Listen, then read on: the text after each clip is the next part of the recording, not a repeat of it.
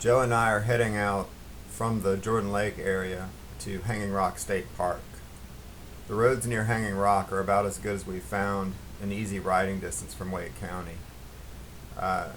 If we stop for breakfast, it's about a 3-hour trip. The ride out is a combination of small town and country roads, and the closer we get to Hanging Rock, the more interesting the roads become. So make sure to stick around to the end of the video if you want to see the best roads that area has to offer. I condensed 3 hours of video footage to 20 minutes to share some of the highlights of the trip, and I think this footage provides a great backdrop for a topic I've been wanting to vlog about for about 5 months. I've been thinking about this, which is my return to motorcycling and how I ended up on a Honda Goldwing. When I was in my mid-20s, my oldest friend showed up at my house one morning with a sport bike that he had refurbished. I mean, he kind of built this thing from the ground up. And when I saw him ride up on a motorcycle, I thought, that looks like fun. And I kept thinking about it, and a couple of weeks later, I bought a Suzuki GTX 650. I didn't take any lessons, I didn't read any instructions. I got my learner's permit by taking the written test. I bought the bike, hopped on it, and started riding. Luckily, and I guess miraculously, I never dropped that bike, never crashed it, had a few close calls. I think I have a couple of stories, one in particular that probably deserves its own vlog. So be on the lookout for a vlog about my near-death experience from my very clumsy beginnings on riding motorcycles. So here's what I learned from my first motorcycling experience. 1, motorcycling allows me to fully experience the journey because I can see and smell everything around the road, everything on the road, everything around the road.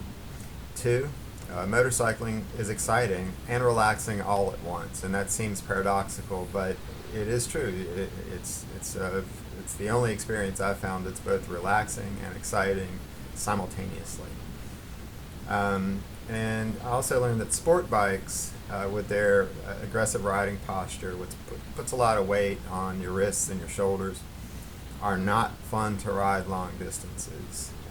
In my experience, 45 minutes is about as much time as I want to spend on a sport bike with, rear controls and lots of weight on your arms and your shoulders and your wrists. And so I probably put about 3,000 miles on that bike, that GTX 650, before the novelty wore off and I just got tired of riding it. And so I eventually sold it. Fast forward 20 years to 2017. And one day I stepped outside and I noticed the temperature and the cloud cover. I mean, it just seemed like a perfect day for riding a motorcycle. And I sent a text to a couple of guys saying, too bad we're not all out on motorcycles on the Blue Ridge Parkway right now. And one of the guys I sent the text to was Joe, who's on his Tiger 1200 in this video. You're watching him right now. A few days later, he purchased a motorcycle, and a few days after that, I purchased a 2014 Vulcan 900. I had never ridden a cruiser, and the Vulcan 900 seemed like a good restarter bike for me. I wasn't a total noob, but I was incredibly rusty. And so I paid $4,000 for that bike, and it only had 2,500 miles on it when I bought it. The Vulcan 900 is a great bang for the buck cruiser, in my opinion. But I soon found out that the cruiser configuration with the feet forward riding posture was not ideal for me. And I started looking at adventure bikes, and I had always been attracted to the Suzuki V-Strom.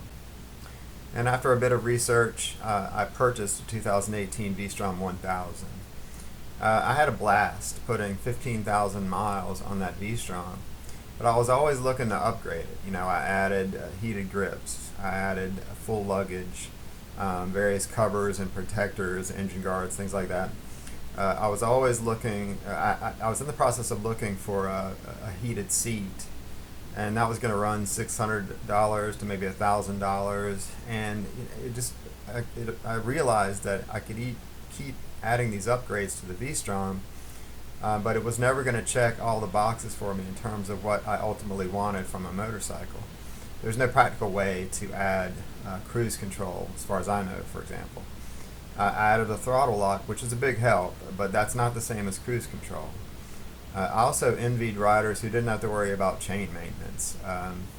I was obsessive about keeping my chain in pristine order. 300 or 400 miles was about as far as I'd go before I'd clean it and re-lubricate it. The V-Strom I had didn't have a center stand on it, so that made chain maintenance that much more, or I should say that much less convenient. So I really started looking around for a more feature-rich adventure motorcycle. Reliability is my number one priority, but in addition to reliability, I wanted some creature comforts like heated seat, heated grip, cruise control, shaft drive, TFT display, good acceleration, comfort for long rides, electronically controlled suspension. I was looking for basically something that had it all, and I couldn't find an adventure bike that checked all of those boxes. The GS Adventure was the closest thing I found, but my understanding of, from listening to various reviews and reading Internet Buzz and reading a Consumer Reports reliability study was that BMW might not meet all my reliability criteria.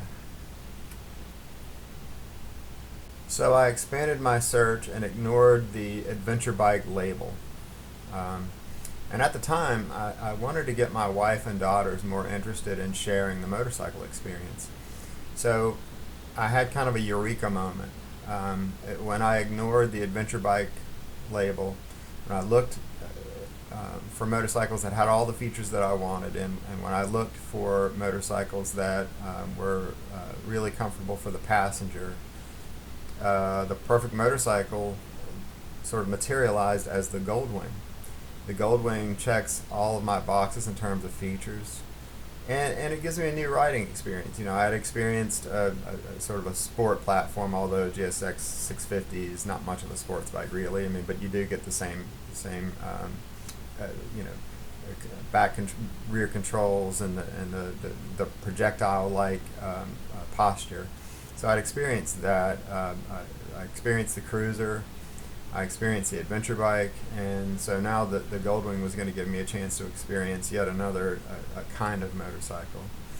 The new 2018 design seems more like a sport touring bike than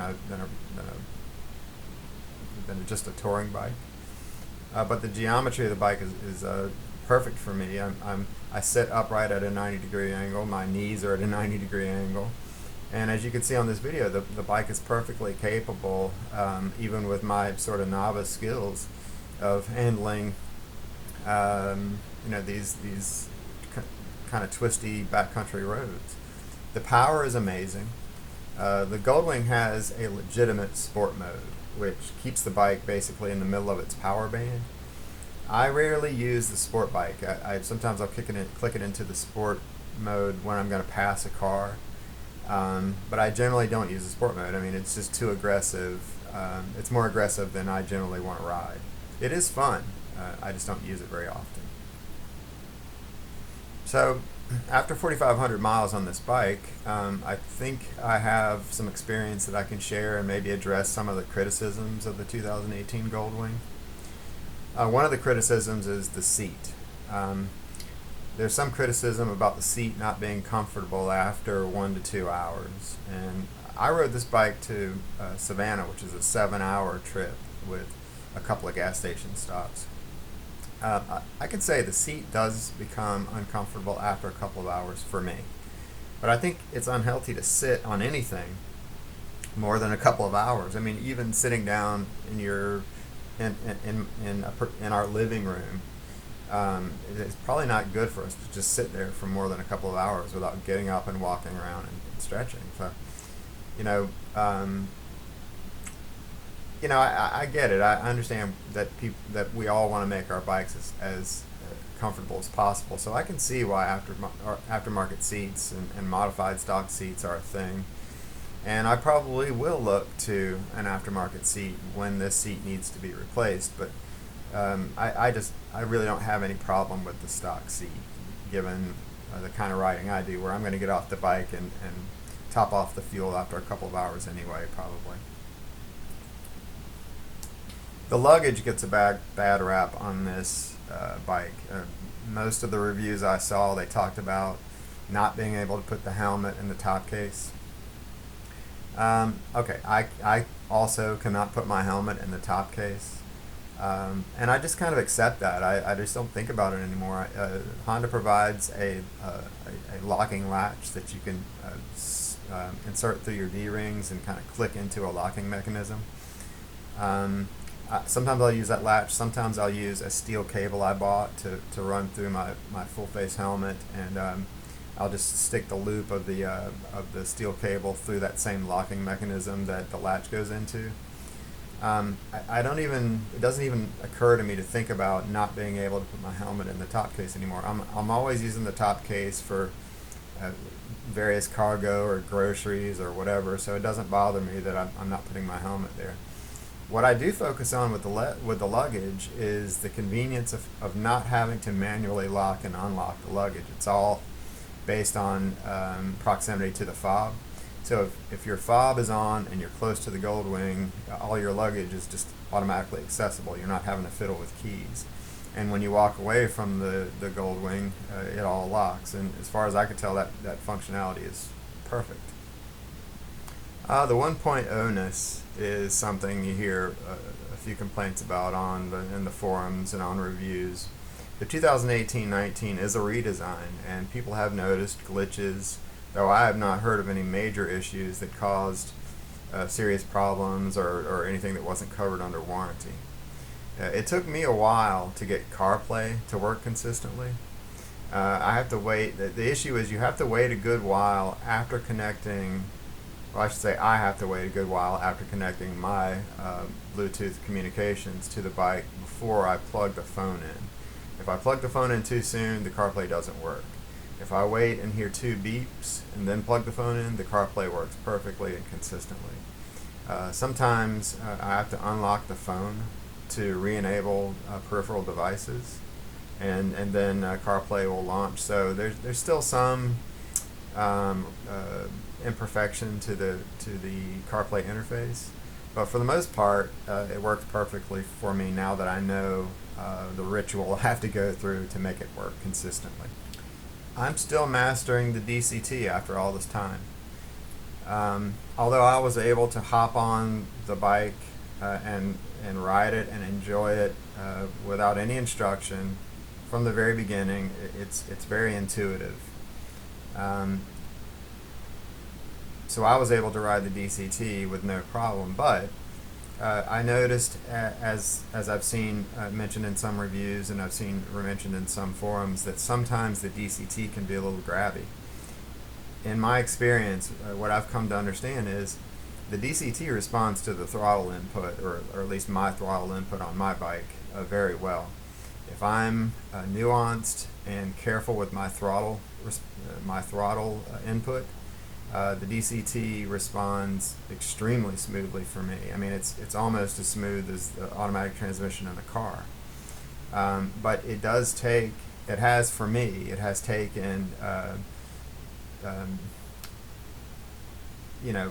some experience, some practice, and training my throttle hand to interact properly with the DCT. You almost become, I feel like I'm almost becoming one with the bike. So in summary, I'm super impressed with the Goldwing. I was super impressed with it when I bought it. But the more time I spend with the bike, the more I appreciate and enjoy it. It checks all my boxes for what I want on a motorcycle. All the creature comforts. The heated grips work great. If I leave the heated grips on the highest setting, even though I have grip puppies on my grips, which are these foam covers, the if I leave the grips on the highest setting, they become so hot that it becomes uncomfortable. I have to back down. The heated seat works well enough. It doesn't seem to get nearly as hot as the grips do, but it seems to work fine. And really, I have no basis of comparison. I've never ridden a bike that had a heated seat before, so I don't know. I don't really know what to expect. And the heated seat on the Goldwing seems to be fine. As I said, the luggage, for me, it's a really good configuration. I really enjoy having the boxes unlocked when I walk up to them, have them lock themselves back when I walk away. The convenience of that is fantastic. My bike is a 2018 Goldwing Tour, which comes with a center stand. So, I got the center stand, got the shaft drive, got the electronic suspension. I have, I can't think of a motorcycle feature that's not on this Goldwing. And I've come to realize that my original approach to trying to find a motorcycle that does sport riding, touring, adventuring, I think that's perfectly valid for people who want to pick one motorcycle that does it all.